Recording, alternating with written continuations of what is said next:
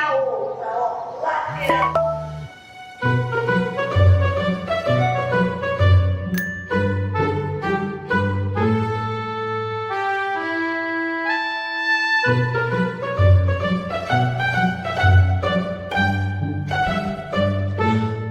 Bom dia, dona Carmen. Tudo bem? Sempre incentivamos você a mudar seus hábitos e cuidar da saúde. Agora, mais ainda. Novos tempos pedem novos hábitos. Unimed. Olá, pessoal. Bem-vindos. Querido César, obrigado pelo prestígio. Nossos ilustres painelistas, a Fred Mate e o Dado Schneider, bem-vindos. Estamos aí iniciando mais um ano. O nosso evento está na hora, que é um evento online. Começou presencial e novos tempos exigiram que ele fosse online. E certamente a gente está iniciando um ano com um excelente tema, né? Difícil para o momento atual, que infelizmente estamos numa terceira onda aqui no Rio Grande do Sul. Realmente chegamos num momento difícil na questão das hospitalizações e é por isso que nós estamos de máscara aqui no nosso estúdio da película e infelizmente a gente tem que se cuidar um pouquinho mais para a gente todos estarem bem ali na frente. Nosso evento tem um patrocínio da JTI, Philip Morris, Grupo RBS, Unisc, Unimed, BRDE e Souza Cruz. Eu vou convidar meu colega César Sequinato aí para apresentar os nossos painelistas. E com a palavra, César. Boa noite, Gabriel. Boa noite aí a nossa plateia aí que está nos assistindo aí pelo YouTube, pelo Facebook, nossos canais. Uma boa noite muito especial a Frederic Metz. Uma boa noite muito especial ao meu amigo de longa data, Dado Schneider. E é de praxe ler o currículo dos nossos painelistas aqui, nossos ilustres painelistas. Um currículo até muito extenso que eu vou tentar resumir aqui, né? A Frederic Metz, ela é doutora em administração pela Unicinos, com estágio doutoral na Latin American Studies da Universidade de Oxford. É mestre pela Escola de Administração aí da URGS. Realizou seu pós-doutorado como bolsista, né, CNPq na área de marketing, o marketing lá na escola no PPGA da ESPM, acho que é o convênio da PPGA e ESPM, né, Frederic? Por favor, me corrija aí caso estiver cometendo algum pequeno erro, né? E atualmente é professora, né, da Pontifícia Universidade Católica, a PUC, né, onde é professora permanente aqui de pós-graduação em administração, e tem todos os seus estudos aí voltados ao comportamento do consumidor, também na área de psicologia econômica, né? E muito interessante para esse momento que a gente está vivendo, Gabriel, Dado e quem está nos assistindo, né? O comportamento do consumidor endividado, né? E a educação financeira, né? A educação financeira comportamental. E também tem pesquisas publicadas aí no Journal of Consumer Marketing Internacional, Journal of Bank Marketing e Journal Behavioral in Experiment Finance, em temas abordando a influência das diferenças individuais no processo de tomada de decisão. Tem todas essas qualidades da Frederic Metz, mas ela também, Gabriela, tem uma outra grande qualidade, né? É que ela é santacruzense, né? Então estamos prestigiando aí uma brilhante economista aqui da nossa terra, e a família da Fred, posso chamar de Fred, né, reside aqui em Santa Cruz do Sul. E o Dado Schneider, para quem ainda não conhece Dado Schneider, né, o Dado é mestre em marketing pela URGS, é mestre e doutor em comunicação pela PUC aqui do Rio Grande do Sul, durante décadas aí, né, Dado, desde o século passado, atuando nas grandes empresas de publicidade do nosso país, DM9, a Ogilvy, a saudosa MPM, né? E também foi consultor de diversas grandes empresas. Uma delas, a Claro, né, que também marcou muito aí o marketing brasileiro, criando inclusive a marca Claro, né? E dentro desses novos tempos, né, Dado, a gente sempre se reciclando, né? foi aí classificado aí como um evangelizador digital do Magazine Luiza, nessa grande virada do Magazine Luiza, nessa virada digital do Magazine Luiza em 2015. Praticamente aí tu és um dos culpados por essa grande valorização das ações, né, Gabriel, do Magazine Luiza nos últimos anos, né? É um pesquisador do comportamento das novas gerações, então isso é muito importante para tentar vislumbrarmos o que vem por aí, né? E é considerado pelo site BuzzFeed como o palestrante imperdível, né? Palestrante imperdível da Campus Party, né? Onde o Dado é o embaixador da Campus Party. Então, muito obrigado por terem aceito o nosso convite da Associação Comercial e Industrial, com o apoio dos nossos patrocinadores industriais, patrocinadores institucionais.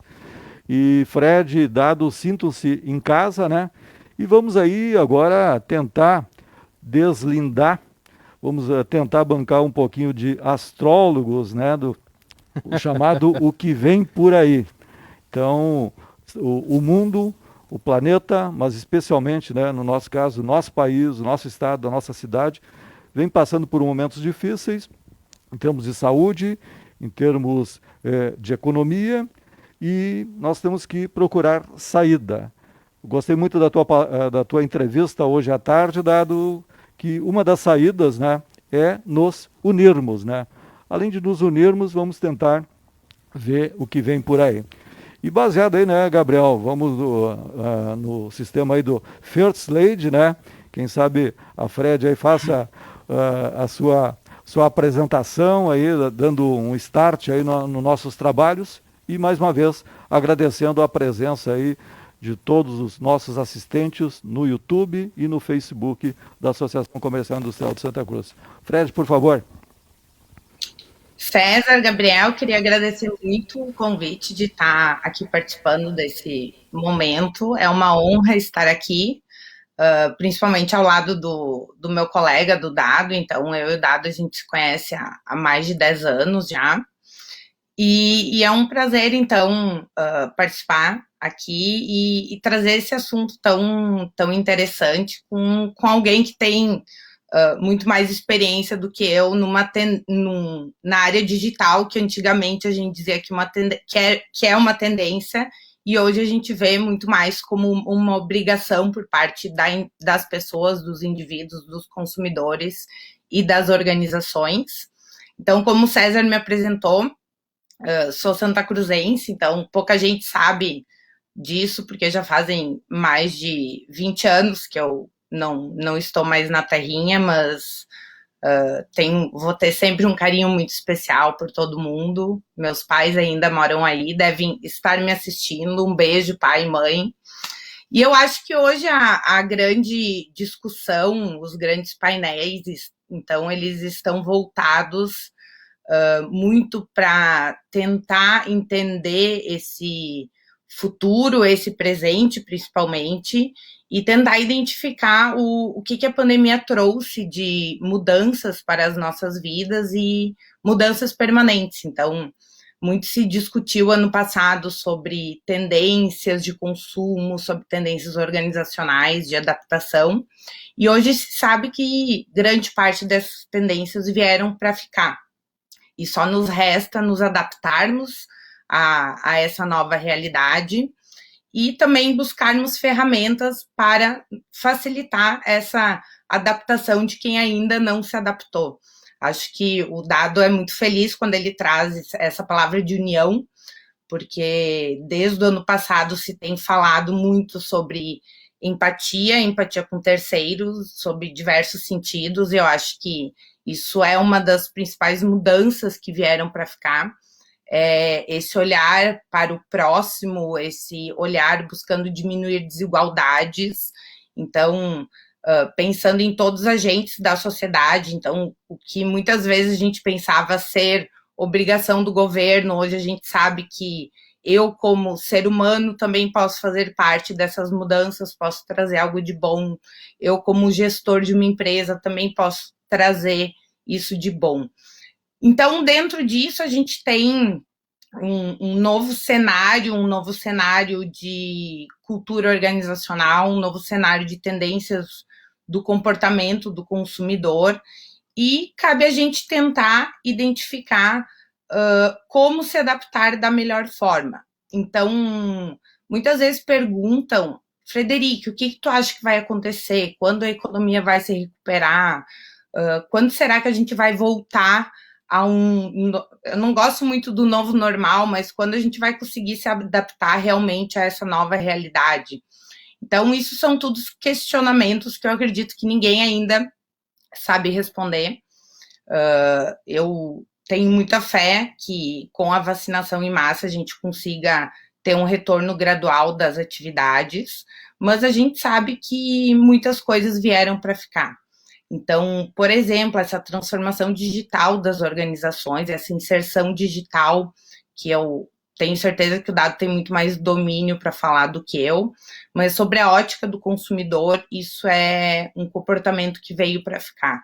Então, o consumidor, ele vê hoje no digital ferramentas que vão trazer muito mais benefícios para ele, desde que ele saiba utilizar essas ferramentas para o seu bem-estar, por exemplo, evitando armadilhas que levem ele a compras compulsivas, a um endividamento, mas a gente tem que olhar essas tecnologias sobre uma boa ótica. Então, esse grande volume de fintechs, de instituições financeiras digitais que estão aí, é um bom exemplo para isso.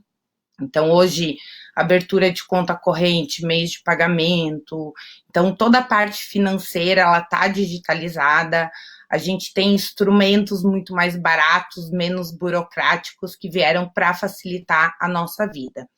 O que nos cabe é saber como utilizar essas ferramentas para o nosso bem e nos adaptar o quanto antes a essas ferramentas, a essa transformação que veio e que se acelerou durante a pandemia.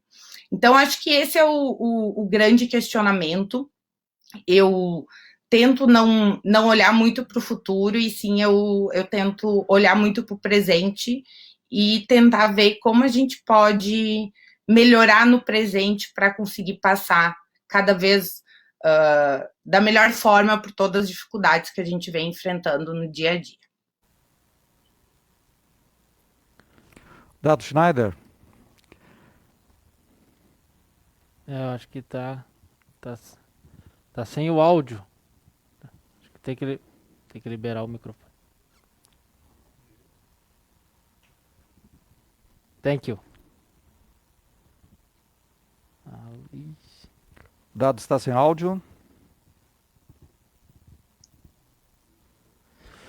Bom, vamos continuando já na esteira da Fred, né? A questão hoje geram essa transformação digital que está acontecendo nas empresas, também está acontecendo com as pessoas, com os comportamentos de compra, forçando aquelas pessoas que nunca tinham comprado de forma digital, online, eles acabam comprando hoje, tendo experiências novas, e aquelas pessoas que tinham a experiência física não estão mais tendo. Qual a tua percepção, Fred, sobre esse novo comportamento?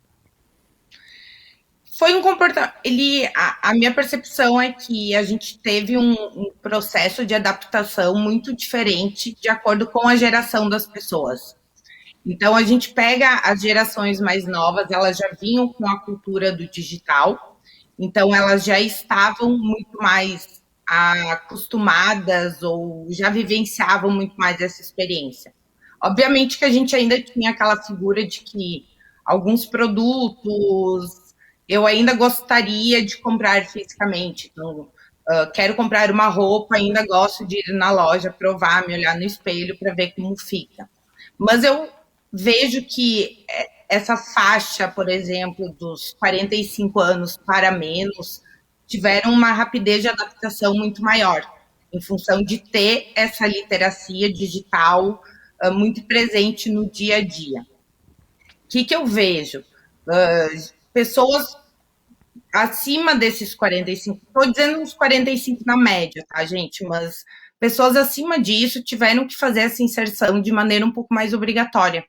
Então, e as empresas tiveram que olhar para esse consumidor, então tiveram que entender o consumidor das empresas para também conseguir entender qual era a forma mais fácil e prática de chegar nesse consumidor. Então, não adiantava eu parametrizar a situação. Então, toda loja fazia um e-commerce e resolvia a situação. Não, porque dependendo do meu público-alvo, da minha segmentação, aquele consumidor ele não iria comprar pelo e-commerce, porque ainda tinha o receio de fazer o pagamento pelo site ou que roubaria algum dado.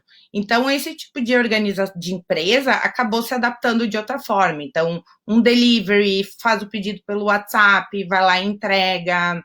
A gente tem próprios aplicativos que conseguem montar um cardápio, se é na área de alimentação, montar um portfólio, tu monta as opções dos produtos, a pessoa consegue ir lá e também fazer o pedido.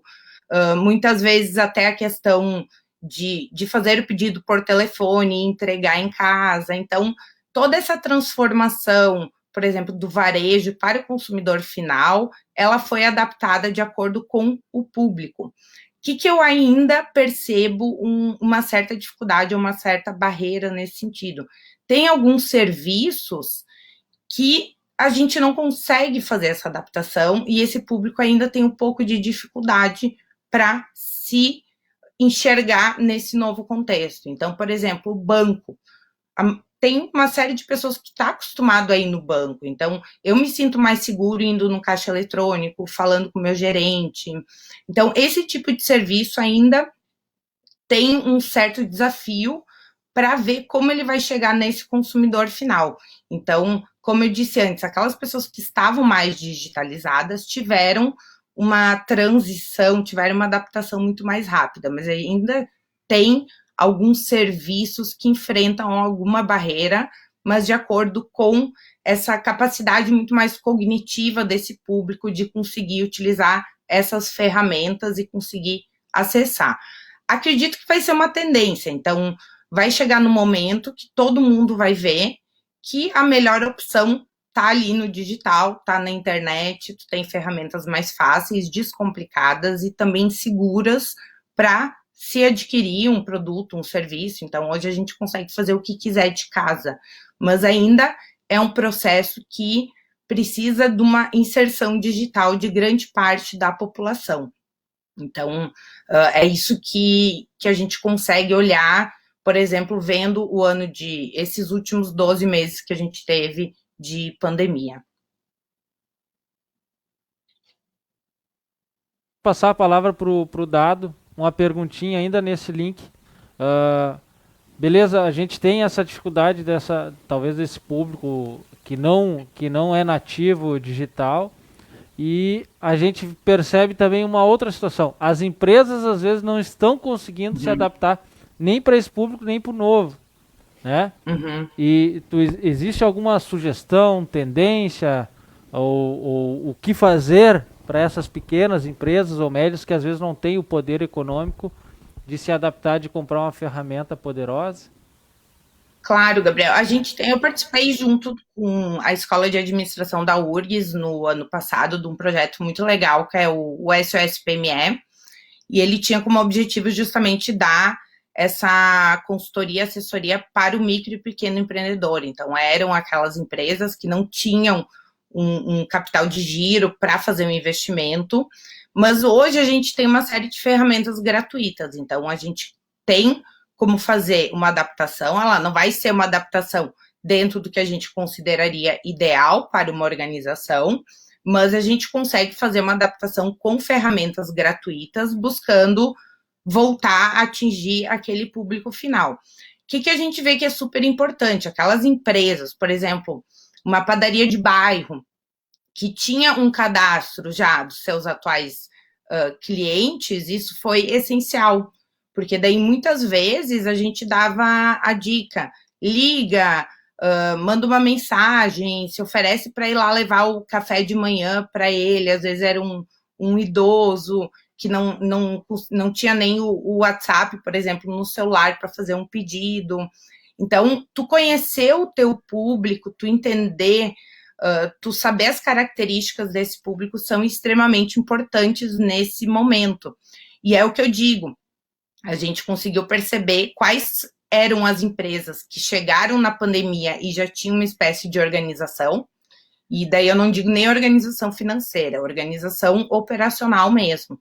Então, essas empresas que já tinham, nem se fosse o mínimo de organização dentro do que acontecia, elas conseguiam, através dessas ferramentas mesmo gratuitas, buscar algumas soluções para conseguir gerar um faturamento, nem se fosse para manter um ponto de equilíbrio ali da sua operação. Já aquelas empresas que estavam muito mais defasadas, se teve um trabalho muito maior de resgatar esse público-alvo, mas o segredo é sempre saber quem é o meu cliente, saber o que ele quer. E se eu não sei o que ele quer, eu busco ele para entender o que ele quer. Então, de que forma eu poderia chegar nele, de que forma eu conseguiria satisfazer as necessidades do que ele deseja naquele momento. Então, a gente tem várias ferramentas, Gabriel, que auxiliaram bastante as pessoas ao longo desse período. Fred, que a gente estuda assim, de longa data no ambiente da administração, que são aquelas estratégias meio termo, né? Ou seja, muitos que não estavam, ou estavam muito pouco no meio digital, estavam naquele meio físico, né? E tu, como é Santa Cruzense, tu consegue já te ambientar, né? Aquele nosso tradicional comércio de rua, das nossas belas ruas aqui da cidade, né? E com aquele atendimento, o atendimento olho no olho, né? Aqueles fregueses, né?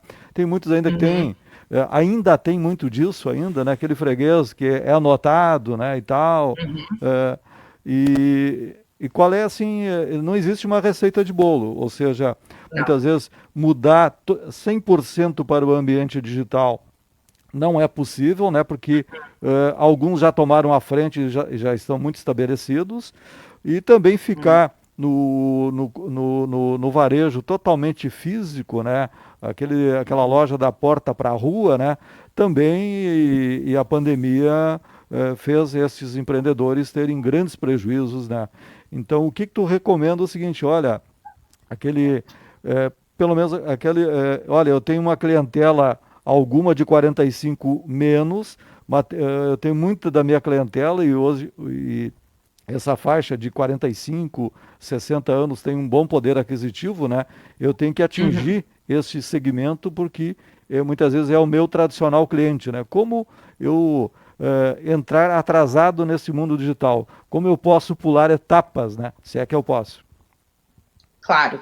Esse tipo de exemplo, César, a gente teve casos muito parecidos aqui em Porto Alegre com o comércio de bairro. E tanto é que teve uma campanha muito forte nas redes sociais do valorizar o local, então o comércio local. Então, buscar muitas vezes pedir daquela empresa, daquela organização que só tinha esse atendimento físico. Então, a gente viu que tem diversas formas. Uma das formas é rede social. Então, hoje, grande parte das pessoas, então, de qualquer faixa etária, utilizam alguma rede social, seja Instagram, seja Facebook, e essa era uma das alternativas que a gente dava. Então, se não tinha alguma página ainda em rede social, que pode ser, na maioria das vezes, o caso, fazer uma página em rede social, porque, querendo ou não, esse acaba sendo um canal que hoje o cliente busca a empresa, ou que a empresa consegue chegar no cliente, que não gera um custo. Então, obviamente que hoje eu quero fazer uma rede social bonitinha, eu vou ter um custo, mas é melhor ter algo mais caseiro do que não ter. Então, essa inserção em rede social era uma sugestão que a gente dava para a empresa colocar a cara nas redes. Pessoas mais antigas, então a gente conseguiu bastante com WhatsApp ou até mesmo com SMS. Quem não utilizava mensagens por celular, o que a gente também tinha o caso, a gente sugeria para a empresa. Liga, oferece para o cliente o que tu está vendendo hoje e vê uma forma de entregar. Por exemplo, aqui em Porto Alegre, algumas lojas de vestuário, que foi uma prática super comum. traziam a malinha em casa. Então, fazia uma malinha de acordo com o perfil daquela cliente, deixava a malinha por 24 horas, a cliente provava em casa e vinha buscar a malinha.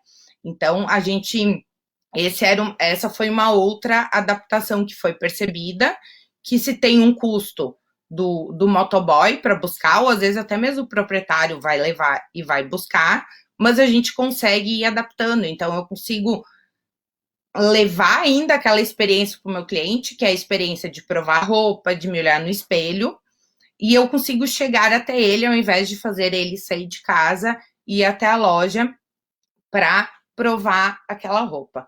Então, cada negócio, ele foi se adaptando de forma que ele conseguisse chegar no cliente final. Obviamente que dentro dessas limitações de orçamento, mas se foi buscando essas alternativas.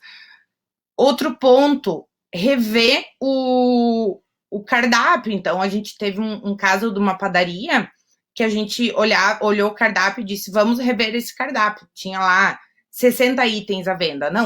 Não precisa manter os 60 itens, porque o giro do estoque reduziu bastante, acabou gerando um desperdício. Vamos lá, dono da padaria, o que tu mais vendia? Vamos elencar os 20 primeiros produtos que mais vendiam. O que tu consegue ter uma conservação de médio prazo, então, que não seja tão perecível ali de 5 dias, que a gente consiga congelar e preparar. Então, isso também é importante por parte da empresa, rever a cartela de produtos do seu portfólio e adaptar para uma nova realidade. Então, a gente vê hoje nos aplicativos de teleentrega de restaurante, a maioria não mantém 100% do cardápio. Então, provavelmente aqueles pratos que estão lá são os pratos que mais saem. Ou muitas vezes eu não vou vender num aplicativo de teleentrega um prato que num deslocamento de 15 minutos ele não vai ficar bom para o cliente. Então, tudo isso são itens que a gente sugeria para o dono do negócio também fazer a adaptação. Então, além de olhar para o cliente, eu acho que teve muito esse olhar interno de uma reorganização do portfólio dos produtos e serviços que essas empresas estavam entregando e se realmente aquilo que eu estava entregando eu conseguia adaptar para essas novas realidades. Ó, o dado voltou. Muito bom, e nós tivemos um pequeno acidente digital aí, acabamos deixando por alguns minutos aí o nosso expert nesse mundo digital aí um pouco fora. Dado, agora a palavra está contigo, é muito feliz em te ver. Eu também, eu só preciso que vocês levantem o dedo que estão me ouvindo, por favor. Ah, graças a Deus. Eu não sei o que houve, tá? Aqueles bugs que acontecem no mundo digital, mas eu ouvi boa parte da Fred falando, porque eu não consegui, teve um período que eu tive que sair para... Não vamos entrar nos detalhes, né? O pessoal da técnica me fez chegar por um outro jeito aí, eu estou num atalho, mas estamos falando. Primeiro, gostaria de dizer para vocês que é um prazer, uma honra para mim, tá? Participar desse bate-papo. Eu tenho um carinho todo especial por Santa Cruz. Eu conheci o César quase no século passado, a gente se conhece, mas assim, eu por um bom tempo eu circulei nessa agradável cidade, eu adoro Santa Cruz. Vocês têm a obrigação de me levar para um debate ao vivo com a Fred, assim que tiver presencial, tá? Eu já tenho certeza que ela topa, tá? Para eu matar a saudade de um monte de amigos que eu tenho aí. Eu vou puxar, a Fred falou de tudo, né? Eu não precisa mais eu falar, porque ela falou tudo, tudo que eu pesquei ela já falou. Eu quero só fazer uma provocação. Eu sou um cara que sempre olhou para o futuro, eu sempre falei coisas para frente, eu sempre fui chamado de louco, eu sempre fui chamado de... Cara, onde é que esse cara está com a cabeça? E depois as coisas iam acontecendo, não que eu fosse mãe de Ná, visionário, mas eu estudo tendências, estudo comportamento, então eu fiz muitas previsões que aconteceram. Mas tem uma coisa que mudei meu comportamento na pandemia. Eu sempre olhava para o futuro, e eu, diante de uma coisa praticamente inédita, porque guerra, a gente conhece pessoas que ainda estão vivos que passaram por guerras, Primeira e Segunda Guerra Mundial. Mas pandemia, não tem ninguém vivo que passou por pandemia, que a última foi a gripe espanhola. Então, eu fui olhar para o passado, eu fui estudar o que aconteceu com o Brasil na gripe espanhola. E olha, pessoal, é quase a mesma coisa do que está acontecendo hoje. O comportamento do brasileiro não mudou. Nós não andamos em bloco, um puxa para um lado, o outro puxa para o outro. A mídia às vezes ajuda, às vezes atrapalha. Tem um monte de gente, tinha um monte de charlatão lá no passado, tem um monte de charlatão agora falando e confundindo a cabeça da gente. Então, assim, o nosso comportamento não difere muito de 100 anos atrás. Então, agora se preparem porque eu vou dizer.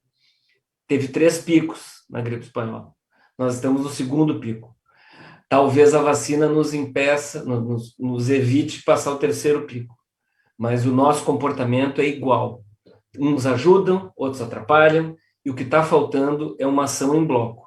E eu também fui estudar o pós-guerra, da Primeira e da Segunda Guerra. Os países que saíram melhor, as nações que saíram mais fortalecidas foram as que usaram a força da união para sair dessa. E eu não vejo o brasileiro assim. Quando pintou a pandemia, diziam, nós vamos ficar mais solidários. E eu, na primeira semana, fiz um IGTV dizendo, olha, eu acho que as pessoas boazinhas vão ficar mais boazinhas, mais solidárias, mais colaborativas. E as pessoas malvadinhas vão ficar mais malvadinhas, que é exatamente o que a gente está vendo. As pessoas egoístas estão mais egoístas. Então, eu acho que a gente precisa tomar um choque, porque já chega de mortes. Quem abre as redes sociais já está pipocando, as redes sociais estão virando obituário, porque a morte já chegou, ou na nossa casa, na nossa família, na família ao lado. Eu acho que a gente vai ter que começar a entender que a gente tem que fazer uma ação em bloco para sair junto disso. A economia, a sociedade, tudo. Essa era a minha contribuição, tá? Eu sei que a Fred já estava falando de fintech, mas eu tinha que ter dito isso lá no início. Desculpe pelo bug. Show de bola, Dado. Pelo contrário, a gente acredita que esse é o desafio momentâneo, né? A gente não existe um alinhamento em todos os níveis, começando pelo nível da comunidade, né? Aqui é cada um por si e cada um separado do outro, e a emoção potencializando e controlando a decisão das pessoas. E fazendo um link com o que a Fred estava falando, isso vem mudando assustadoramente e muito rapidamente o comportamento e a cultura das pessoas. E o desafio é exatamente esse, né? Será que o comportamento antigo vai voltar? Essa pessoa que ia na padaria ali, que a Fred comentou, ele vai voltar a frequentar a padaria? Como que vai funcionar isso? O negócio da padaria tem que mudar? Vai mudar e vai voltar? Né? Qual a percepção tua dessa? Tu que já era um visionário, tu já falava sobre tudo que está acontecendo agora, muito antes da pandemia, né? Então, como tu enxerga essa questão do comportamento e a cultura das pessoas, essa mudança de esse vai e vem, vai e vai voltar, ou vai e vai ficar? Ou vai existir um meio termo aí? Eu acho que vai ter de tudo, porque nós nunca mais voltaremos a ser só presencial. A pandemia nos fez experimentar muitas coisas, por exemplo, vocês não vão acreditar, mas estourou o Covid, eu estava na China. Eu fui para a China no dia 1º de janeiro do ano passado e eu voltei no dia 15. E eu estava na China quando surgiu o vírus, só que a notícia só veio para o mundo e para os chineses no dia 17 de janeiro. Então, quando eu estava lá na China, não tinha notícia. Eu fui para a China ano passado estudar como é que uma população onde mais de 700 milhões de pessoas nunca tiveram nem cartão de crédito, nem conta em banco e saíram de dinheiro em espécie diretamente para compras pelo celular. Tá? E eu fui estudar isso. E a gente se adapta.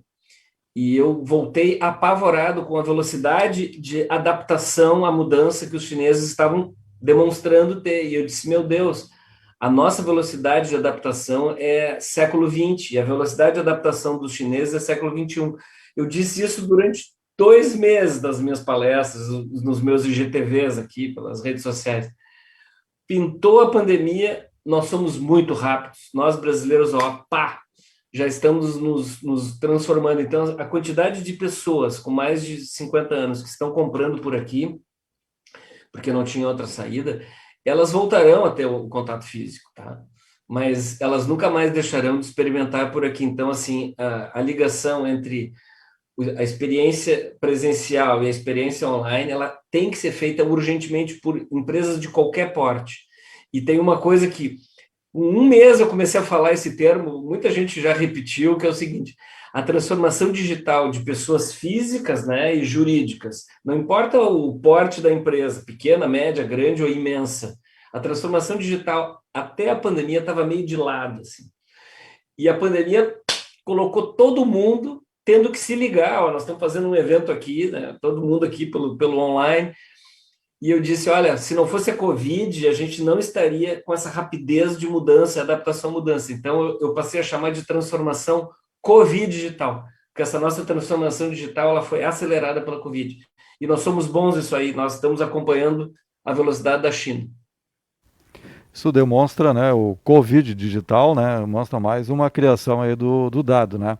Eu, Fred, esses dias eu estava olhando uma rede social, né, não vou fazer a propaganda aqui da rede social, e um dos amigos do dado apelidou o dado de o Forrest Gump da publicidade do marketing brasileiro. Ou seja, todos os grandes acontecimentos que houveram na publicidade brasileira nos últimos anos, né, ou o dado estava ou ele causava essa transformação, né? E agora eu fico também feliz, né? Porque ele foi à China, o dado não viu o vírus, mas o vírus viu o dado pela primeira vez. Mas não fui eu que trouxe. Não fui eu que trouxe. Tá? Eu não sou o vetor número 1. E dado também, a gente sempre procura assim trazer as provocações, né? Ou seja, fazer com que os nossos painelistas eles sempre coloquem alguma coisa interessante para quem está em casa, digitalmente, nos ouvindo, né? E eu pensei, pô, como é que eu vou cutucar o dado, cutucar a Fred e também o presidente Gabriel aqui, né?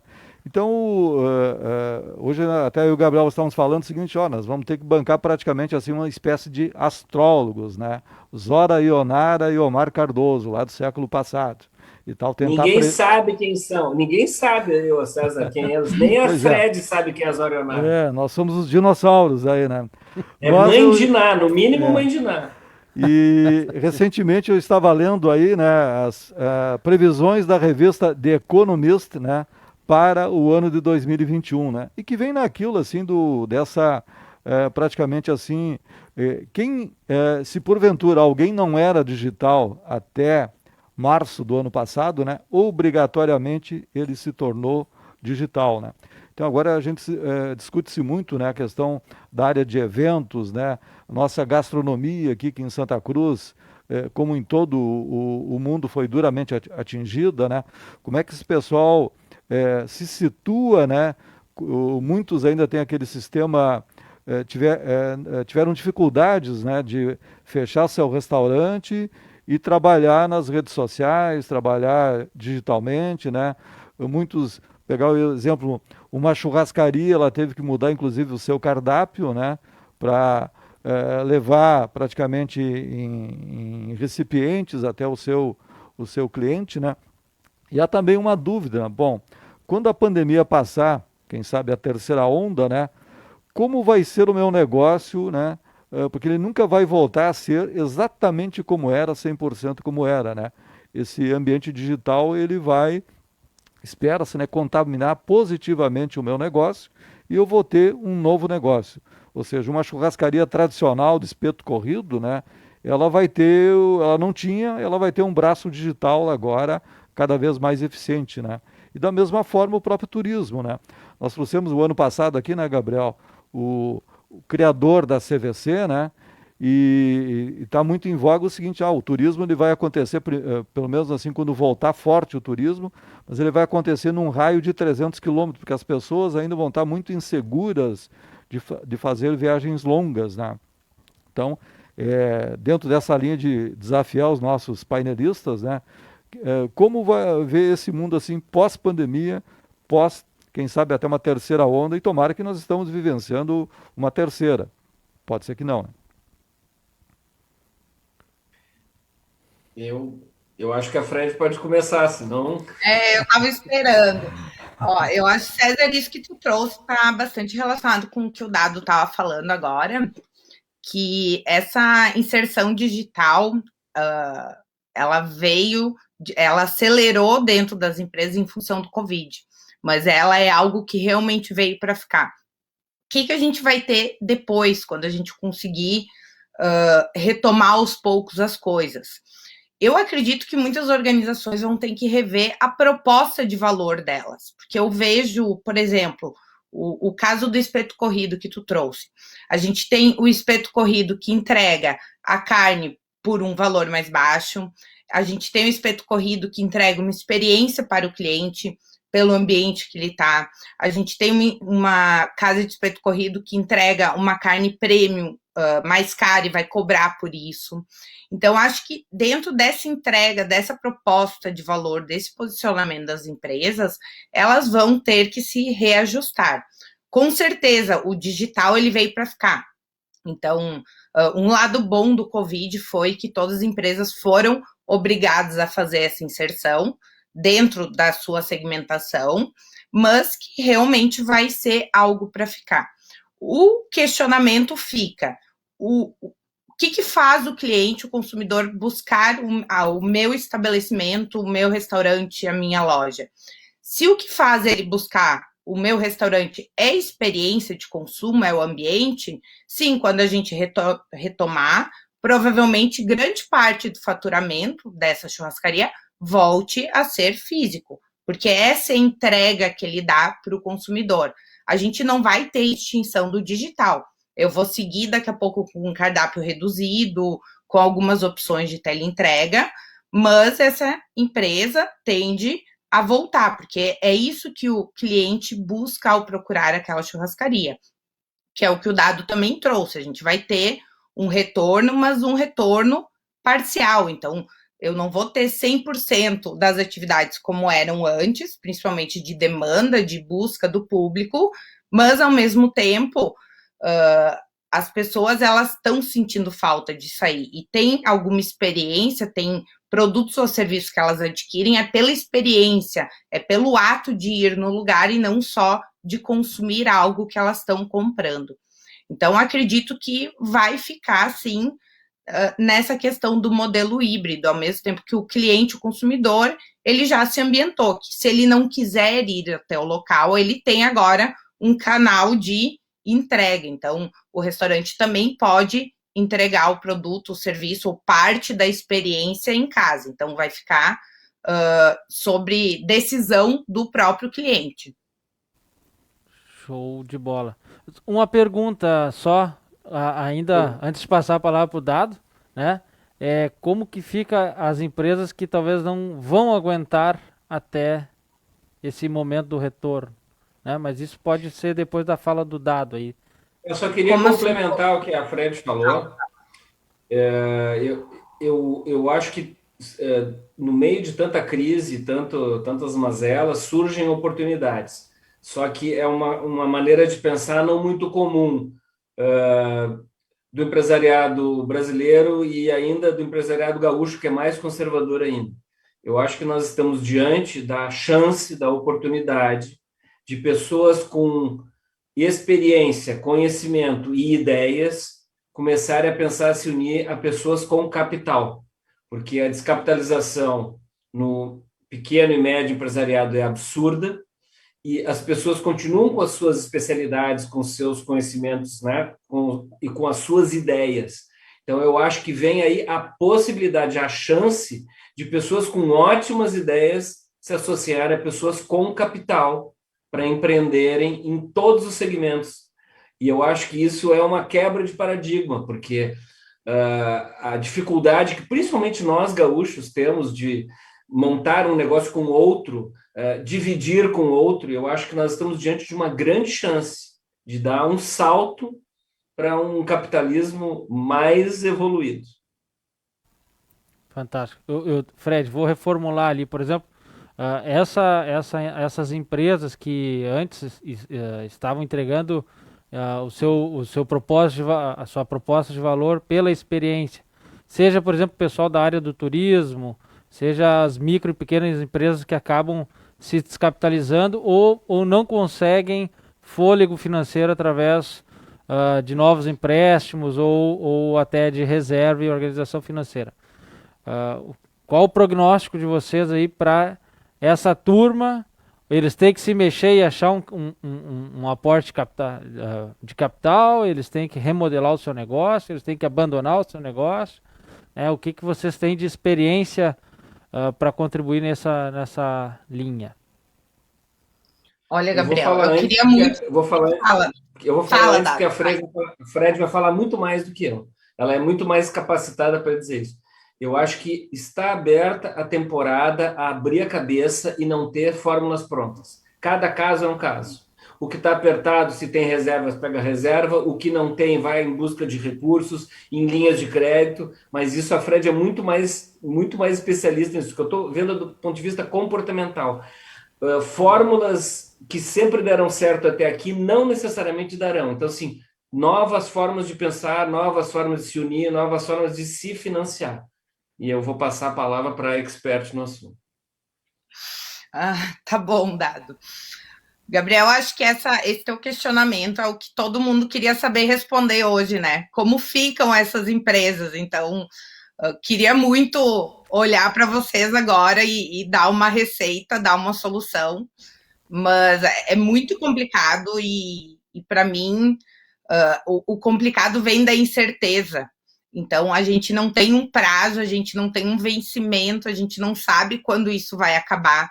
Então, a gente não tem como olhar para uma empresa e dizer, em julho as viagens vão voltar, o setor de turismo vai se aquecer, porque a gente não sabe, como o Dado trouxe, se a vacina, a esperança é que a vacina dê um fôlego, mas a gente não sabe se realmente dá um fôlego. Então, acho que essa incerteza de falta de previsibilidade é o que mais nos assusta, é o que mais me assusta. Mas eu concordo bem com o que o Dado trouxe. Eu acredito que o momento é de se reinventar. Então, ano passado, quando se acreditava ainda que a pandemia, a maioria das pessoas acreditavam que no máximo em 1 ano a gente teria uma solução, a gente tinha diversas linhas de crédito, linhas de financiamento. Então, querendo ou não, algumas empresas não conseguiram essas linhas, mas outras conseguiram e acabaram conseguindo inflar, alavancar o seu capital de giro para seguir respirando ao longo daquele ano. Eu tenho uma série de amigos que têm hoje aqui em Porto Alegre pequenos negócios e eu acompanho o dia a dia deles. E eles me dizem, Frei, eu não sei como eu vou fechar o mês, pagar o aluguel e pagar os funcionários. E se eu morrer, eu vou levar para a cova eu e mais 5 famílias. Então, é um momento crítico. A gente não tem mais tanto aquelas possibilidades de crédito e linhas de capital de giro que nem tinha no passado.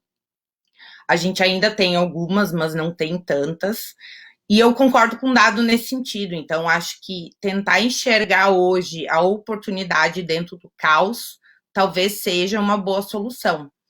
Não que seja uma fácil solução, mas talvez seja uma boa solução. É eu enxergar o meu negócio e tentar ver como eu posso me reinventar agora para tentar sobreviver. Claro, aí entra muito o que o César trouxe antes também. A gente sabe que cada setor tem uma particularidade. Então, o setor de turismo, que é essencialmente de serviço, é mais difícil essa reinvenção. Mas a gente está vendo um movimento muito grande de turismos no interior do estado, novas rotas. Então, isso já é um modelo de reinvenção do setor. O turismo, quando ele retornar, a gente sabe que um bom tempo o que vai prevalecer é o turismo no Brasil. Então, já olhar todos esses movimentos e essas tendências que a gente sabe que vai ter na retomada e tentar se reinventar. O que seria o reinventar? O que eu posso trazer de novo dentro da minha concorrência? Porque trazer aquilo que o meu concorrente traz é o mais fácil, é o mais rápido, mas nem sempre é o que vai fazer eu sobreviver em meio à crise. Então, o que vai fazer sempre a gente sobreviver é saber se diferenciar também. Então, de novo, não é nada fácil que eu estou trazendo, não tenho soluções prontas, queria muito ter solução pronta, mas pela meu ponto de vista, seriam algumas alternativas de auxílio que a gente teria. Show de bola. Posso complementar? Claro. Eu acho que tem um conceito que já faz alguns anos que surgiu, isso antes da pandemia, que é um conceito. Eu adoraria ter criado essa palavra. O César me conhece, sabe que eu gosto de criar palavras, mas não fui eu que criei, não. É um conceito de que a gente não deve só competir com os concorrentes, já está na hora da gente começar a cooperar. Então, é um conceito de coopetição, é a mistura de cooperar com competição. E eu acho que no caso, por exemplo, de turismo, de gastronomia, está na hora de concorrentes que se odiavam se unirem e fazerem coisas em conjunto, inclusive até para se financiar. E, por exemplo, por que Santa Cruz vai fazer um movimento para turismo e não vai chamar Vera Cruz ou não vai chamar Venâncio Aires? Ou até Lajeado e Estrela? E fazer como finalmente Canela está se ligando a Gramado e que o pessoal da Serra viu que, né, Bento e Gramado pode ser um mega ponto turístico e não só um duelar com o outro. Então, aqui fica a dica. Está na hora de olhar para o competidor como alguém a se cooperar. Então, é uma coopetição. Eu acho que é uma saudável mudança de visão. Eu acho que isso é um passo à frente da forma de fazer negócio. Tá? Tanto esse foi um dos modelos que aceleraram o próprio Magazine Luiza, né? Ele veio com o marketplace deles, que é aquele conceito de ele é a loja anfitriã com as soluções e ferramentas poderosas de alcance e agrega os pequenos todos para aumentar o mix e inclusive a própria margem deles que fica altíssima com as comissões que eles recebem dos... Essa também é uma solução para o pequeno comerciante que não conseguia vender para perto, vende para longe, né? Fazendo esse link... Eu estava lá, viu, Bob? Eu estava lá, eu vi isso tudo acontecer e é uma quebra de paradigma brutal. Tá? E isso aí, a gente tem que entender que a gente tem que começar a pensar diferente. E nessa linha nós temos alguns participantes que já estão fazendo seus comentários nas redes. Vou falar 2 aqui, exatamente nesse link aqui. O primeiro é da Andréia Rosane Moura Valim. Existem alternativas acessíveis para todos os tipos de empreendedores para se inserir no mercado digital. Contudo, como competir com empresas não locais, né? E nós também temos aqui a questão do Eduardo, é se o site próprio ainda faz sentido ou é melhor migrar direto para uma ferramenta de marketplace, por exemplo. Então, fica aí a pergunta, né? Como é que é a primeira pergunta? Como que é a primeira? Existem muitas ferramentas, opções, às vezes comissionadas, às vezes gratuitas, para os pequenos e médios comerciantes. Agora, eles podem ter um Facebook poderoso, um WhatsApp poderoso, mas como é que eles vão competir com o Magazine Luiza? Né? Como é que eles vão competir com uma grande empresa que não é local? Né? Como que antes ela vendia o sofá, agora ninguém pode olhar o sofá. Então o mesmo sofá que está na loja dela por um preço local, que tem todo um custo inerente a isso, está 30% mais baixo no site lá e a experiência é a mesma. Como que eles vão fazer isso? E também a pergunta do Eduardo Assman, se criar um site próprio, não só uma fanpage, ainda faz sentido. Fred, qual é que tu escolhe para responder, Fred? Tanto faz, Dado. Eu ia dar minha opinião geral sobre as duas, o que tu acha, e depois tu vai. Pode ser? Fala, depois eu vou. Pode ir. Eu acho que esse primeiro questionamento de como competir com o maior, com o mais poderoso, eu acho que está bem relacionado com o que o Dado trouxe. Hoje, o segredo está nos canais de distribuição e na logística. Então, se eu vendo algo numa estrutura física e eu não tenho dinheiro para investir num canal de distribuição, num e-commerce bom, a gente tem a opção do marketplace. Então, eu, por exemplo, eu tenho uma amiga em São Paulo que tem uma loja de bebidas e ela está comercializando em diferentes marketplaces. Então, por exemplo, ela faz hoje vendas no site das Americanas, diz que a adaptação dela foi em 15 dias, e ela vai lá, ela recebe o pedido de venda, tem que postar na transportadora e entrega para o cliente. Então, acho que é uma boa alternativa de concorrer com esse grande. E o segundo questionamento em relação de ter um e-commerce, se vale a pena ou não, acho que tudo depende do que vocês estão vendendo e do custo disso. Então, muitas vezes o custo para eu começar um site do zero, o custo de manutenção, o custo de eu ter alguém olhando, controlando e atualizando é muito mais alto do que esse sentido de cooperação que o Dado trouxe e me filiar a ferramentas que já estão prontas mesmo pagando uma comissão. Então, às vezes, eu, como dono do meu negócio, eu acabo me assustando com a taxa que eu tenho que pagar, por exemplo, para participar ou de um aplicativo de vendas ou do comércio no site de outra empresa, mas cabe eu elencar os gastos. Então, quanto custa eu gerenciar e ter minha plataforma própria, e quanto custa eu me associar a uma plataforma que já existe. Mas eu acho que a mesma coisa, tudo depende do porte do teu negócio, tudo depende do que tu entrega para o teu cliente, tudo depende da forma como o teu cliente chega até você. Hoje, eu acho que esse mundo trouxe uma outra lição para a gente, que também não existe mais receita de bolo de adaptação de empresas. Então, eu vejo que tudo depende da empresa, tudo depende do tamanho. Eu tenho hoje eu vejo como uma das maiores barreiras das empresas também foi a adaptação da cultura organizacional. Então, como tu passar esse novo movimento para os teus funcionários. Então, não adianta só me adaptar para chegar no cliente, mas eu também precisei fazer essa adaptação no ambiente interno. Então, acho que todos esses pontos têm que ser levados em conta. E a pandemia nos trouxe isso, não existe mais receita de bolo. Então, até precificação de produtos e serviços, que antigamente a gente tinha lá uma receitinha de bolo para precificar, não é mais assim que funciona. Hoje, o que funciona para precificar é eu entregar o valor que o cliente quer, e não eu saber somente meu markup, minha margem e meu ponto de equilíbrio. Claro que eu continuo precisando saber disso, mas o contexto, a gente percebeu que o contexto ele influencia muito mais o meu negócio do que, muitas vezes, uma simples gestão. Então, variáveis que eu não tenho controle influenciam muito mais o meu negócio. E eu preciso, cada vez mais, levar isso em conta para qualquer definição estratégica.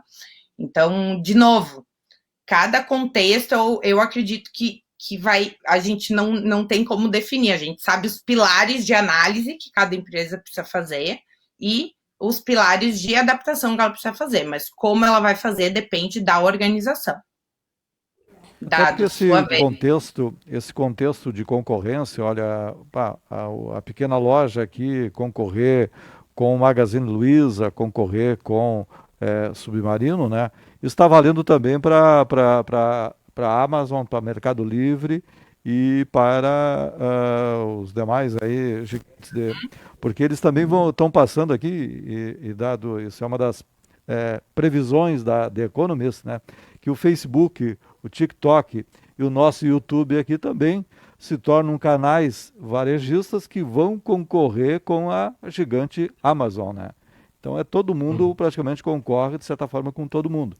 Mas eu achei muito interessante, né, essa questão tu trouxeste aí, porque é uma mudança de paradigmas, né, que tem que acontecer na sociedade brasileira, né?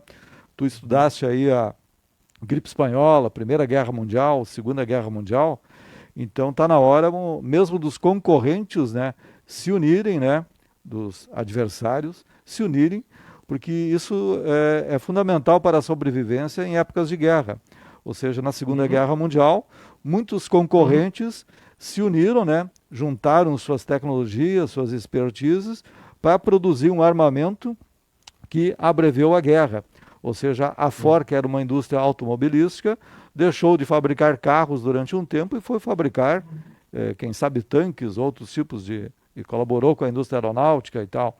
Então, nós estamos vivendo hoje um momento de polarização, não vamos entrar em aspectos políticos, né? Mas é fundamental, né, que o nosso Estado, o nosso país, né, ele se una para que possamos fazer frente, né, terminando essa segunda onda, se vier uma terceira onda, para que a sociedade dê respostas, né? A Fred tem experiências aí das chamadas startups, né? A startup sempre procura o investidor anjo, né? São palavras que ficaram muito familiares a nós do mundo da administração, e tu falaste da grande disponibilidade que existe ainda de capitais, no planeta principalmente, mas também no nosso país, no nosso estado, quem sabe aqui na nossa cidade. E esses empreendedores que estão passando por extremas dificuldades, né? A Fred falou, olha, não é só a morte da minha empresa, mas vai ser a dificuldade de mais 9 famílias e tal, se a minha empresa fechar.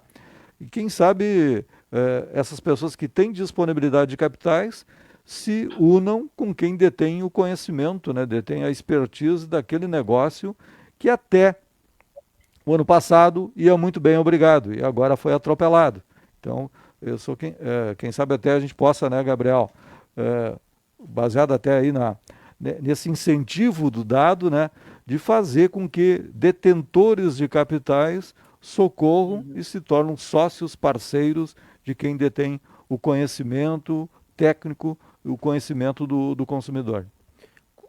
Nessa linha, né, César, o que vocês entendem, por exemplo, aqui nas rodadas de inovação, nas conversas que a gente tem nas sociedades civil organizadas, a gente vê muito a necessidade exatamente disso, de unir o capital à ideia, à inovação.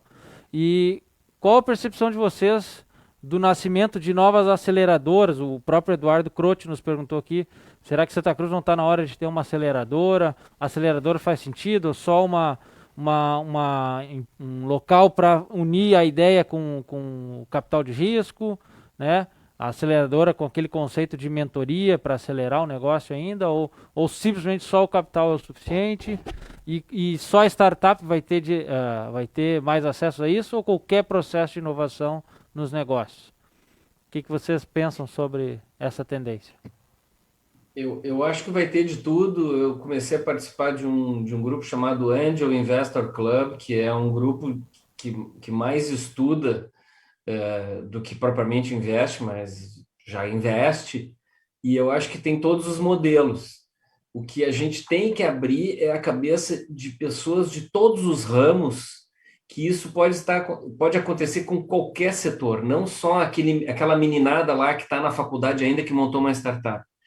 É muito legal ver empresas, por exemplo, me dou muito bem com o pessoal da Randon, é muito legal ver empresas que montam espaços, empresas grandes que montam espaços dentro da própria empresa, chamando pequenas startups e gente de cabeça diferente para ajudar, pelo menos, a dialogar.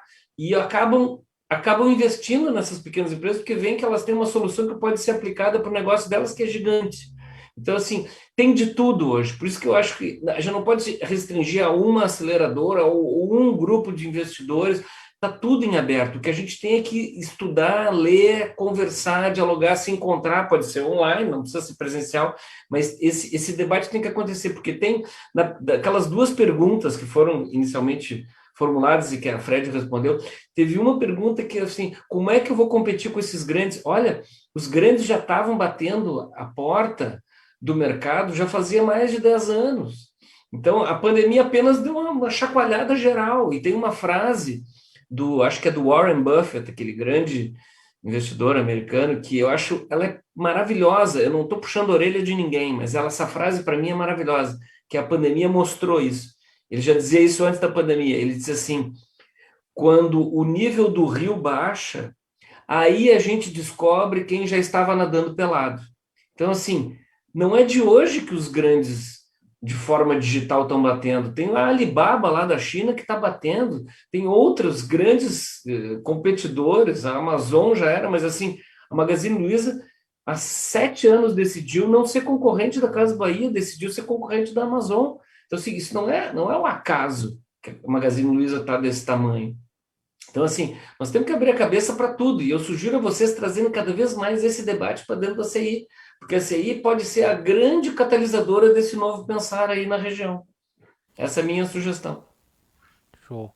E a questão nesse link, as novas metodologias de trabalho, tanto de gestão quanto de tocar projeto, de velocidade de se adaptar às metas, a questão da chegada dos home offices, dos processos de metodologia ágil, enfim, como que vocês enxergam a vida corporativa dentro dos pequenos e grandes negócios, como que eles estão se adaptando a isso e como isso reflete também na mobilidade urbana, onde a gente acaba vendo que aqueles negócios que dependiam de um fluxo de pessoas mais presencialmente acabam sendo fortemente atingidas nessa pandemia, né? Como que vocês enxergam essa nova questão de metodologia e a questão da mobilidade urbana e a influência pela pandemia? Eu vou só pedir licença para retornar ao ponto anterior que o Dado trouxe do questionamento. Eu acho que eu tenho o prazer de trabalhar hoje, conviver com o pessoal do Tecnopuc, e eu acho que o Parque Tecnológico é uma boa resposta para aquele questionamento. E uma tendência que o Tecnopuc já tem há mais de 2 anos é justamente a criação de hubs temáticos.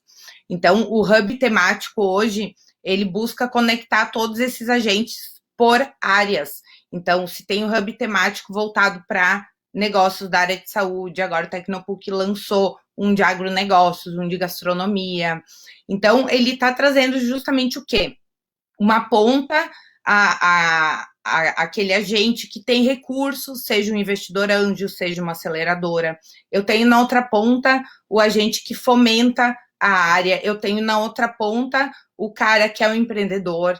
Então, hoje, os parques tecnológicos que a gente, felizmente no Sul, não só o Tecnopuc, mas a gente tem outros cases de sucesso no Rio Grande do Sul, eles já conseguem fazer essa ponte de quem precisa de recursos, quem não precisa, com esse objetivo principal de cooperação que o Dado também trouxe antes. Então, acredito que aí a gente tenha um grande caminho que já vem sendo traçado e que faça essa conexão.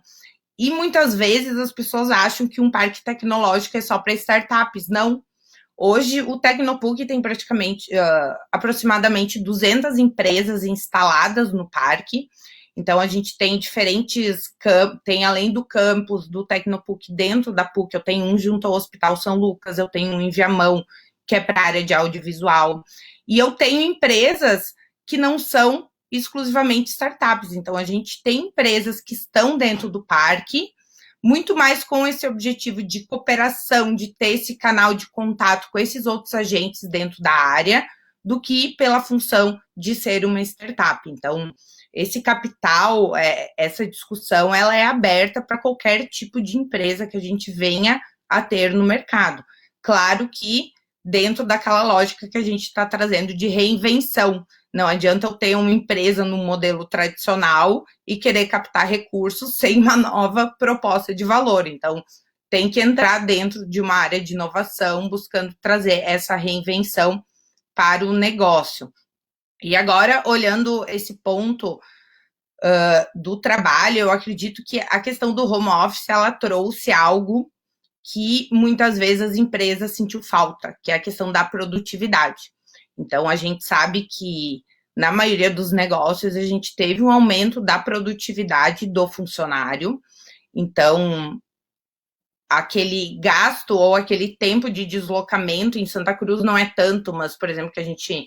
Nem em Porto Alegre é tanto, mas, por exemplo, que teria em São Paulo, muitas vezes, de deslocamento, de reunião, para fazer uma coisa ou outra, a gente não tem. Então, eu mesmo, às vezes, eu fico do meio-dia às 19 horas, é reunião de hora em hora. Então, a gente tem esse aumento de produtividade e também tem essa facilitação de cumprir tarefas com pessoas de longe sem precisar desse deslocamento. Então, eu tenho uma otimização também de gasto por parte das empresas. O que eu vejo como tendência? Adoção de um modelo híbrido. Então, eu acho que a mesma lógica do consumidor que a gente estava falando antes, eu vou ter atividades presenciais que vão, não é que elas não perderam valor, bem pelo contrário, acho que a gente acabou valorizando ainda mais aqueles momentos presenciais que a gente tinha. Então, eu que dou aula para graduação, eu sei que tem aulas que o presencial, elas acabam rendendo muito mais pela interação que eu tenho de sala de aula. Mas eu tenho, sim, muitas outras atividades que eu acredito que vão se manter no online em função desse aumento de produtividade. Então, eu acredito muito numa manutenção depois de um modelo híbrido, onde se equilibre as atuações dentro de cada organização. Show de bola. A questão desses... toda essa revolução que teve no trabalho, né? Foi uma revolução. O home office, tem gente que ainda não sabe o que significa. Home é casa e office é escritório, né? Só que tinha gente que fazia do office o seu home, né? Gente que vivia no escritório, ou seja, a sua casa era o seu escritório. E agora, forçosamente, tiveram que trazer o escritório para dentro de casa. Teve 1000 problemas com crianças, etc. Mas, assim, a gente já deu um jeito. Quem ainda não deu jeito, já devia ter dado esse jeito. Só que quando, entre aspas, está liberado, nós não... Está liberado, ou seja, está vacinado, a gente pode voltar a circular, a se encontrar. Quando acontecer está liberado, a gente não vai dizer assim, bom, agora vamos voltar para aquilo lá. Não. Nós vamos também ter aquilo lá. Porque nós nunca mais deixaremos de ter isso aqui. A ACI vai fazer eventos presenciais e vai continuar fazendo eventos por aqui. E pode ser que tenha eventos híbridos. Eu no final do ano passado, quando deu uma acalmadinha na pandemia, que parecia que ia acabar, eu participei de eventos híbridos, que tinha algumas pessoas presentes, mas estava entrando gente de fora, né, no evento. Então, assim, nós nunca mais seremos só uma coisa. Isso veio para ficar. E quem ainda não atentou para esses métodos ágeis que o Gabriel falou, por favor, na internet tem curso de graça de métodos ágeis, de Scrum, de esses... Bote lá métodos ágeis no Google, onde que eu faço esse curso? Tem curso de graça. A pessoa não pode mais não saber dessas coisas. Isso não é questão de idade, isso não é coisa para jovens.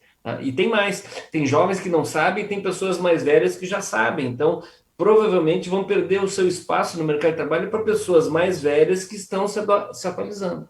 Fica a dica. Show de bola. Nessa linha, a gente fica pensando nos problemas atuais, né? E os novos problemas que vão surgir, talvez vocês, por terem essa vivência até nos canais de distribuição, nós temos uma pergunta do Rodrigo Nonemacho, que está nos Estados Unidos nos acompanhando aí. Ele ficou papai até recentemente. Parabéns aí pela Bela. Ele faz a seguinte pergunta: o fato de depender de correios e a logística defasada do país, isso pode prejudicar a atuação em marketplace e a expansão digital nas vendas? Sim. Acho que sim e não. Eu acredito, eu ouvi isso uma vez de um professor meu, acho que há uns 15 anos atrás, que a maior barreira do crescimento do Brasil, ou a maior barreira do nosso PIB, é a nossa logística. Então, a gente tem muito potencial, mas a gente não tem uma infraestrutura para ser um país desenvolvido. E dificilmente terá. Então, acredito que não é um limitador para conseguir ter todas essas interações e ter esses tipos de venda, mas ele pode ser uma barreira, sim, para daqui a pouco tornar algo exclusivamente digital e que vá depender dessa infraestrutura. Então, por exemplo, as nossas ferrovias são praticamente inexistentes, rodovias são precárias, portos também são eficientes, mas não tanto. Então, toda essa questão de infraestrutura, ela pode ser uma grande barreira para um crescimento econômico do país. Eu acredito muito nisso. Eu assino embaixo, por isso que eu disse sim e não. O Brasil vai para frente. Ele só não vai para frente pleno. A gente tem visto um processo até de otimização da área da logística, principalmente dos grandes marketplaces e dos grandes players aí que têm unido operações logísticas e a sua operação de venda. Fica ainda, também vou jogar uma pergunta de consumo agora, né? Que muitas pessoas, elas na pandemia, em vez de economizar, porque tinham menos deslocamento, menos gasto, menos experiência, acabaram gastando mais. E aí a gente tem essa figura de uma inflação acelerada em alguns segmentos e um endividamento acelerado da população, junto com vinda do Pix, com o Open Banking, com as fintechs aí. O que vocês enxergam nessa parte do perfil de consumo financeiro das pessoas? Isso quase dá para ser uma nova live, né, Dado? Eu ia sugerir. Isso vai ser a live de amanhã. Mas a Fred é especialista nisso. A Fred é especialista nisso. Então eu vou tomar a palavra para deixar ela falar. Posso tomar a palavra, Fred? Fala, desculpa. Não, é que assim, como tu vai falar com muito mais propriedade de conhecimento técnico, eu só quero dizer uma coisa. O brasileiro não mudou o seu jeito de ser. Tá? O brasileiro continua uma pessoa que gasta mais do que deveria. mas esse deveria é de acordo com quem? Com um anglo-saxão que não teve a nossa formação. Então, assim, o brasileiro, sim, ele compensa muito das suas frustrações comprando e ele vai se endividar. O problema é que nós agora temos formas mais sedutoras de compra. E o pior, aqui ó, no celular, ele está sendo estimulado com 1000 técnicas, então assim, ele vai se endividar mais. E aí entram especialistas como a Fred para explicar aonde vai dar esse endividamento todo aí. Eu acredito que o dado, além do que ele trouxe agora, que eu assino embaixo, ele trouxe uma reflexão lá no início que eu utilizaria agora para explicar isso. A pandemia, ela só potencializou o nosso comportamento, ela não mudou. Então, o cara que já era impulsivo, ele se tornou mais impulsivo, porque agora eu não preciso pegar o meu carro e ir até o shopping para comprar alguma coisa. Agora, em questão de segundos, eu compro num aplicativo que em 2 dias entrega na minha casa ou no outro dia. O meu cartão já está cadastrado, então eu só aperto 3 OKs e fiz a compra.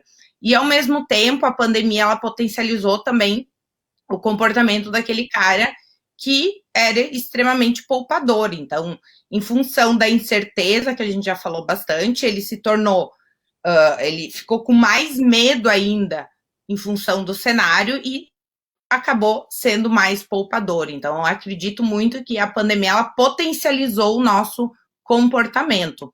Então, o que deve fazer? Eu acredito muito que é mais ou menos a mesma explicação que quando a gente fala de crédito. Crédito não é bom, bem pelo contrário. Crédito foi uma das melhores invenções do mercado financeiro. Se não fosse o crédito, a gente não teria grande parte do desenvolvimento econômico, tanto por parte do indivíduo quanto por parte das empresas. Então, o crédito ele é essencial. Só que eu tenho o crédito ruim e o crédito bom. Eu tenho que saber usar o crédito ao meu favor. E eu acredito que essa facilidade que a internet nos trouxe, que essa transformação nos trouxe, ela não é ruim. Só que eu tenho que saber utilizar ela ao meu favor. Então, muitas vezes as pessoas buscam muito mais uma aula de planejamento financeiro para tentar evitar isso. E no meio de todo esse caos que a gente está passando, eu acredito que uma terapia ela pode ajudar muito mais do que um planejamento financeiro. Porque grande parte das vezes, não é porque as pessoas não sabem, todo mundo sabe que gastar mais do que ganhar é errado. Todo mundo sabe que comer fritura faz mal. E por que a gente tem esse comportamento? Então, eu acredito, é muito mais necessário que a gente busque uma terapia para corrigir esse tipo de decisão do que qualquer outra coisa. Então, acho que o ponto, o X da questão, ele é comportamental, ele é muito mais psicológico do que qualquer outra coisa. Que show. Fred e Dado, nós vimos até março do ano passado aí com assim, arranjos, né, dos chamados polos tecnológicos, né? A Fred lá tem uma interação já com o Tecnopuc, né, que já está consolidado, e também tem chamada tríplice hélice ou a quádrupla hélice, né? Porto Alegre também tem todas aquelas ações do poder público municipal em relação ao 4º distrito. Aqui em Santa Cruz do Sul também nós temos o Tecnonis, que já com uma bela trajetória, com muitas empresas incubadas e graduadas. E aproveitando o gancho do Dado, né, que o fundamental para a gente sair da situação onde nos encontramos, né, é a união, né, e essa geração que aí está, a geração que está chegando, é a geração do compartilhamento, né?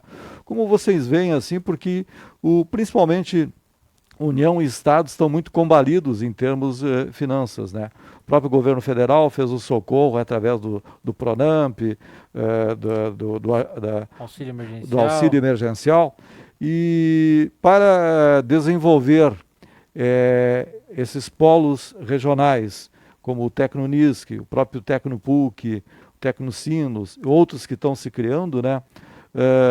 Qual é a receita, né, para que essa tríplice hélice ou a quádrupla hélice, né, ela realmente continue e até se expanda nessas formas de colaboração, mas em que medidas, dado tu vê o poderio de participação do Estado, seja ele União, Estado e municípios, né? Que pergunta difícil. Eu vou tentar ser comedido. Tem certas coisas que eu não acredito, tá, Sam? Tem certas coisas que minha vida inteira, aí a minha diferença brutal de idade para Fred, eu já vi mais promessas do que a Fred, tá? E na maioria das que eu acreditei, elas não deram certo, porque sempre envolve alguma espécie de política. Pode ser política partidária, política empresarial, política estudantil, não importa. Isso é a cara do século XX, é a cara das polarizações. Então, assim, toda e qualquer iniciativa de tecno alguma coisa, ela é maravilhosa desde que não se meta politicagem no meio. Toda e qualquer ação que faça uma ACI de qualquer cidade, ela vai funcionar se tiver mais desprendimento e verdadeira vontade de que as coisas andem e que seja numa atmosfera colaborativa, vai funcionar muito mais do que se algum ego de alguém, em geral homem, porque as mulheres não têm esse problema, tá? For colocado acima do interesse comum. Então, a minha resposta é um misto de descrença e de esperança. Descrença com o que ainda tem de século XX, né, esse século XXI, que já não devia mais ter, e esperança porque nós estamos na última década que ainda vai ter um pouquinho de ranço do século XX, porque nós vamos terminar essa década num outro estágio de civilização e de comportamento entre a gente, porque tem certos comportamentos antiquados que não tem mais porquê, e isso é em termos de política partidária, política empresarial e política estudantil. Eu sou sincero. Sim. Vocês entendem que muitas pessoas, tanto empresas quanto consumidores, quanto as pessoas que estão mais afetadas, eles acabam olhando tanto para o governo municipal, estadual e federal e dizendo assim, eu estou aqui, me ajuda, né? Ou esperando que o governo faça alguma coisa. Qual é a percepção de vocês em relação ao governo nesse momento? Ele tem que ajudar, ele não tem que ajudar? As pessoas têm que se virar sozinhas, o governo que tem que resolver? Ou é um híbrido disso? Eu acredito que é um híbrido. Eu acho que o dado trouxe a palavra cooperação e união, e eu acredito que serve para esse questionamento também, Gabriel. Então, acho que cada um tem que compreender a sua responsabilidade e o seu papel dentro da sociedade que está vivendo. Então, eu não posso exigir de terceiros aquilo que eu não estou dando para a sociedade. Então, eu tenho meu papel, eu tenho responsabilidades, eu tenho coisas que eu posso fazer que estão ao meu alcance, mas ao mesmo tempo eu tenho coisas que não estão ao meu alcance. Mas eu acredito que é no momento em que a gente conseguir cooperar, conseguir muito mais enxergar o que eu posso contribuir, não esperando nada em troca, mais a gente consegue sair de situações como essas. Então, eu acredito que a gente ainda tem uma cultura muito egoísta, que eu sempre espero me dar bem às custas dos outros. Então, é essa mentalidade, essa cultura que precisa mudar. Então, é parar de terceirizar problemas e soluções e conseguir enxergar o que eu posso fazer, o que eu consigo auxiliar nesse momento, e sim, cobrar o que é de responsabilidade de terceiros dentro de algo que a gente está vivendo. Mas eu acho que somente terceirizar, esperar dos outros algo, eu acho que não, a gente está vendo que não é o suficiente, e a gente está vendo que a gente também tem um papel dentro de tudo que está acontecendo. Que legal. Eu posso só complementar. Nas minhas palestras, eu sempre começo dizendo que o século XX a gente se diferenciava por idade, porque jovem era jovem e velho era velho. E o século XXI a gente se diferencia por mentalidade, porque tem jovem jovem, jovem velho, velho velho, velho jovem. Eu acho que pegando o gancho do que a Fred falou, Nós agora estamos diante de uma outra coisa, que é como que cada pessoa, não importa se perdeu tudo, se está com a vida ganha, não importa a sua idade, nós estamos vendo pessoas diante dessa pandemia reagir a ela da forma mais madura possível, tendo a vida ganha ou perdido tudo, reagindo de forma madura. E tem gente que também, que ou perdeu tudo, ou está com a vida ganha, reagindo da forma mais imatura, e isso não tem a ver com idade. Então a gente passou a se diferenciar também agora em questão de maturidade. E eu acho que a maturidade não é coisa de velho, maturidade é coisa de quem está no eixo. E pegando o gancho do que a Fred falou, de que a gente precisa mais de terapia do que qualquer dica econômica hoje, a gente precisa de uma terapia coletiva, né? A sociedade precisa entrar em terapia, e terapia não é coisa de louco, é conhece a ti mesmo. E eu acho que a maturidade é o sinal de uma nação. Só para finalizar esse discurso que eu estou fazendo aqui, eu fui para Londres nos anos 80 e conheci um velho rico, e perguntei para ele num pub, como é que vocês fizeram depois da Segunda Guerra? Porque vocês passaram fome, inclusive as pessoas ricas. E ele me disse, foi muito difícil. Durante 3 anos, cada família só podia comprar 1 quilo de carne por semana.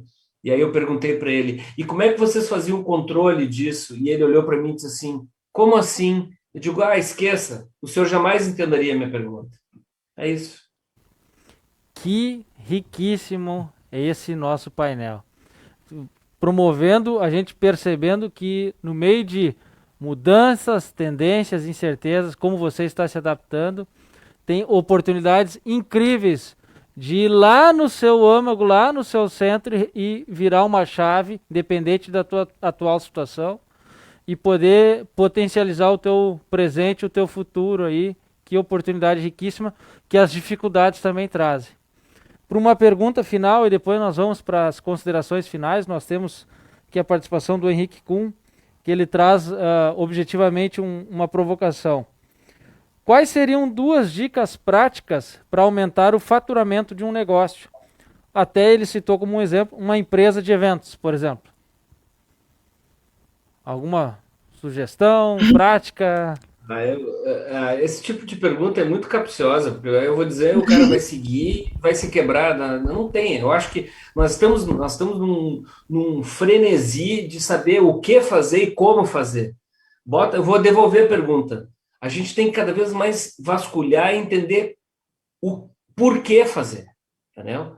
Por que está acontecendo isso? E não esse monte de livro, 7 dicas para você chegar lá, curso de 5 passos para você virar uma pessoa maravilhosa. Isso tudo é atalho. Nós estamos com obsessão por atalho. A pessoa quer ficar rica, vai para o BBB. Não, a gente tem que estudar, refletir, pensar e entender o porquê. Não é o como, é o porquê.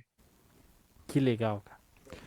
Bom, acho que nós aí tivemos um belo encontro, dado Frederic, e vi assim, deixou acho que até um tema de casa para nós, né, Gabriel? Isso aí. Temos que exercitar aqui em Santa Cruz do Sul também uma terapia coletiva, né, em prol da união, em prol do compartilhamento, né? Que esta geração que está aí é a geração do compartilhamento, mas o momento que estamos vivendo é um momento de união.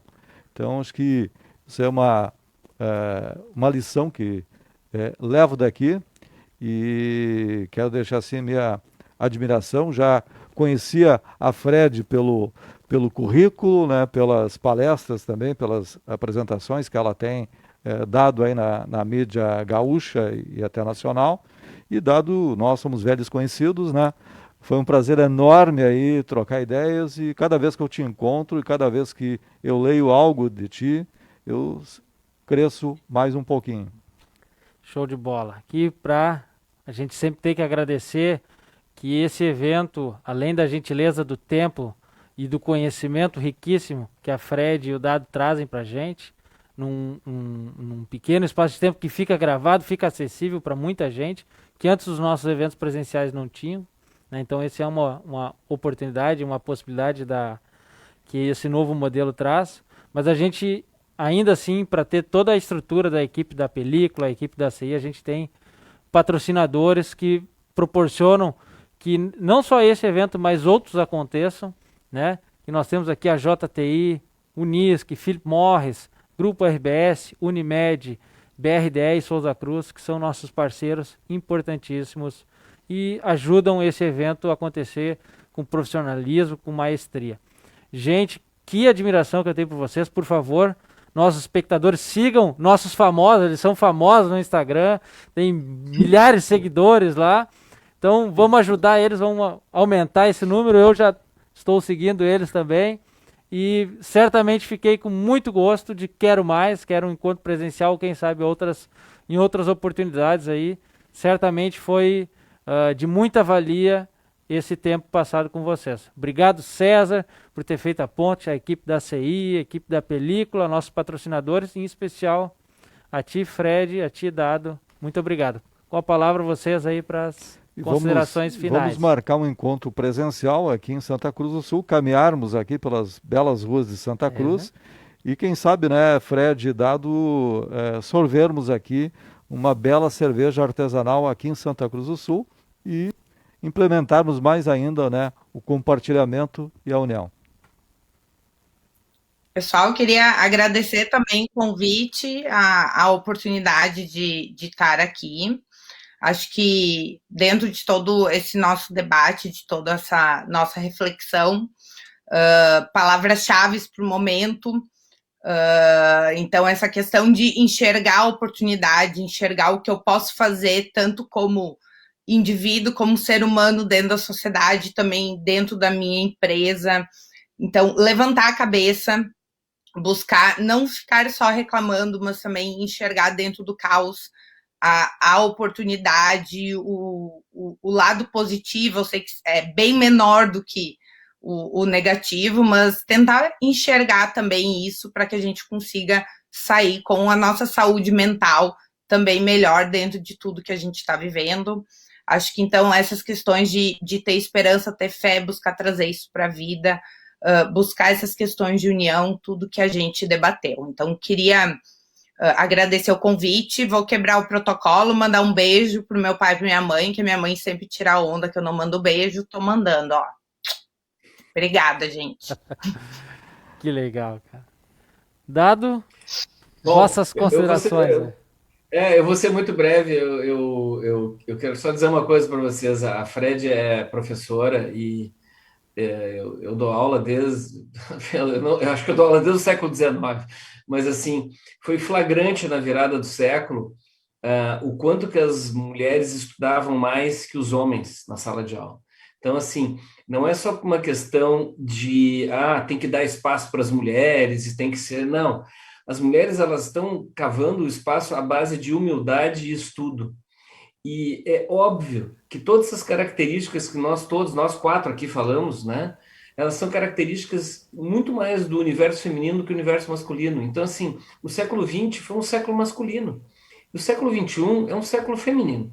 Então, assim, ou a gente verdadeiramente entende que é com os aspectos femininos da gestão, de como se administra uma casa, né? A gente vai ter que levar isso para as empresas e para município, estado e país, ou seja, não necessariamente consubstanciado na figura de uma mulher, mas esse lado feminino de olhar o mundo, de se unir, de ser mais colaborativo, que é da essência da mulher. É óbvio que nós estamos num século mais feminino, já faz 20 anos. Nós estamos na terceira década desse século. Então, assim, tem que ter mais mulher nas empresas, tem que ter mais mulher em postos de comando, tem que ter mais mulher nas associações. E a diversidade, quanto mais gente diferente, gente mais velha, gente mais louca, gente mais jovem, gente mais conservadora, mas tem que ter essa mistura, esse caldo cultural é que faz com que as sociedades avançam. Não é à toa que, por exemplo, cidades como Nova York, Londres e São Paulo, tá? Pegando um exemplo nacional aqui, elas são o que são porque ela tem uma diversidade de etnias diferentes, de maneiras de pensar diferentes. Então, isso a gente tem que meio que quebrar aqui no Rio Grande do Sul. O Rio Grande do Sul é muito hermético, muito fechado e muito senhor de si, né? O sirvam nossas façanhas, chega, a gente tem que aprender com os outros. Que legal. E essa é a mistura gostosa, não só de pessoas, mas também na ACI a gente gosta de misturar todos os segmentos, indústria, serviço, comércio, agronegócio, que dá o caldo gostoso de ser voluntário e contribuir com a nossa sociedade aí e ter, né, nesse processo, momentos prazerosos como a gente está tendo hoje. Muito obrigado. Eu me esqueci eu tenho que te mandar um beijo também. Tá? Manda lá. Eu quero mandar um beijo para Michele Amador, que é uma querida cliente que eu tive aí da época do Sicredi. Quero mandar um beijo também para a mãe da Fred. Que legal.